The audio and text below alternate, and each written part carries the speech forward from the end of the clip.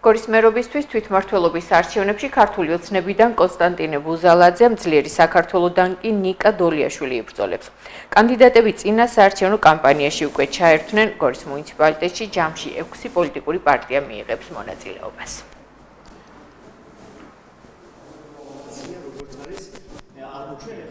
გორის საოლქო საარჩევნო კომისიამ 2025 წლის მუნიციპალიტეტის ორგანოთა არჩევნებისთვის 4 ოქტომბრის არჩევნებისთვის მივიღეთ განაცხადები 6 პარტიისა. 6 პარტიამ წარმოადგინა პარტიული სიები.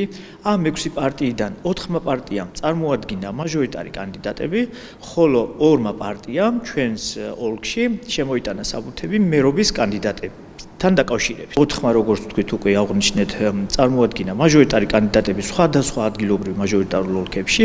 ეს 4 პარტია ქართული ოცნება, ლელო, გახარია საქართველოსთვის და კონსერვატორები, ხოლო რაც შეეხება მერობის კანდიდატებს, მხოლოდ 2 მერობის კანდიდატი დახვდება ჩვენს ამომრჩევლებს, როდესაც მივლენ საარჩევნო უბნებზე და ესენი არიან ნიკოლოზ დოლიაშვილი, რომელიც წარმოადგინა ლელო ძლიერმა საქართველომ, ხოლო ქართული ოცნება დემოკრატიული საქართველოს მიერ წარდგენილი კანდიდატი არის კონსტანტინე ბუზალაძე.